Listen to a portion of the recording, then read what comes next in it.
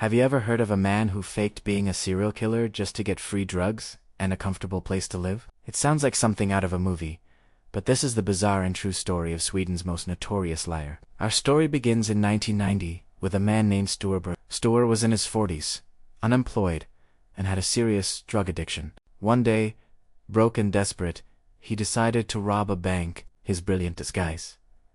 A full Santa Claus costume, he walked into a small Swedish bank, ready for his big score, but his plan fell apart almost immediately. The bank clerk recognized him instantly and said, "Sture, is that you?" He was arrested on the spot. Instead of prison, Sture was sent to a high-security psychiatric hospital.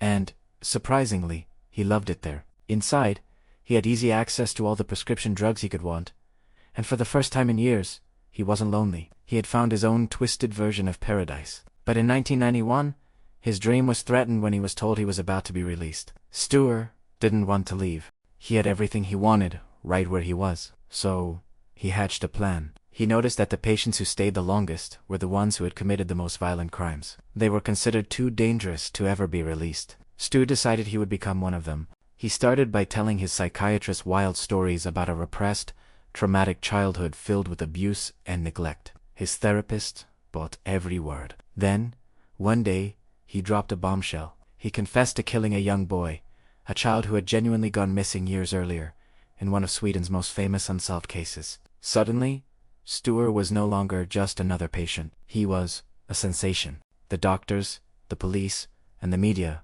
all wanted a piece of him.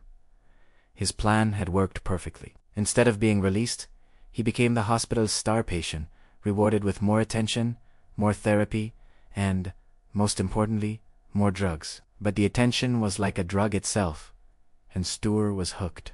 To keep the spotlight on him, he needed to up the ante. He began confessing to more and more murders. The stories became more gruesome, involving dismemberment and even cannibalism. With each new confession, the hospital staff praised him. The police hung on his every word, and the media crowned him Sweden's Hannibal Lecter.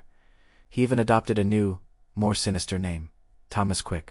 Documentaries were made, books were written, and the psychiatric team was celebrated for their groundbreaking work in unlocking the mind of a serial killer. But there was just one problem.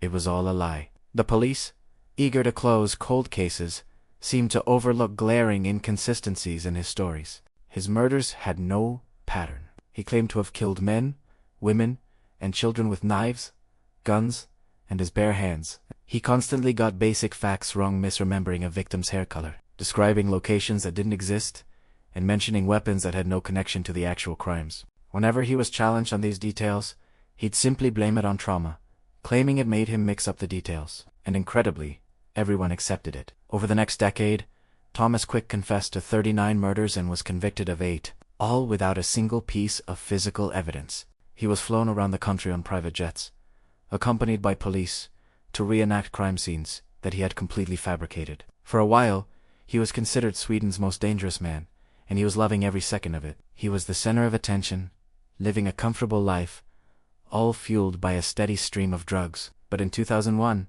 everything started to unravel. A new director took over the hospital and was horrified to see the sheer amount of drugs Sture was being prescribed. It was a dangerously high dose, far beyond any therapeutic need. The new director immediately began to cut back his medication. And as the drugs wore off, something remarkable happened. Sture stopped confessing. The serial killer persona vanished. He refused to talk to the police, avoided the press, and became just another patient again.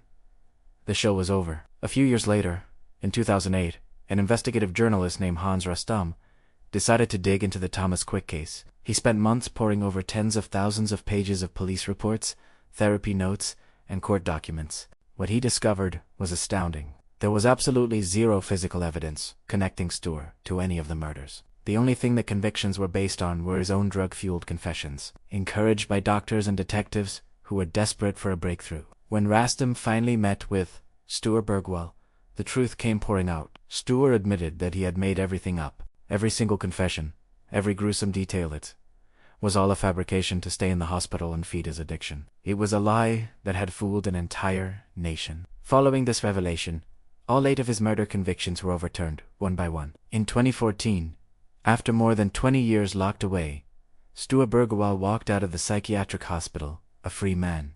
The man once known as Thomas Quick, Sweden's most prolific serial killer, was a fraud. His story serves as a chilling reminder of how the desire for fame, a good story, and a quick solution can blind even the most trusted institutions, leaving a permanent scar on the Swedish justice system. What do you think about this incredible story? Let me know your thoughts in the comments below.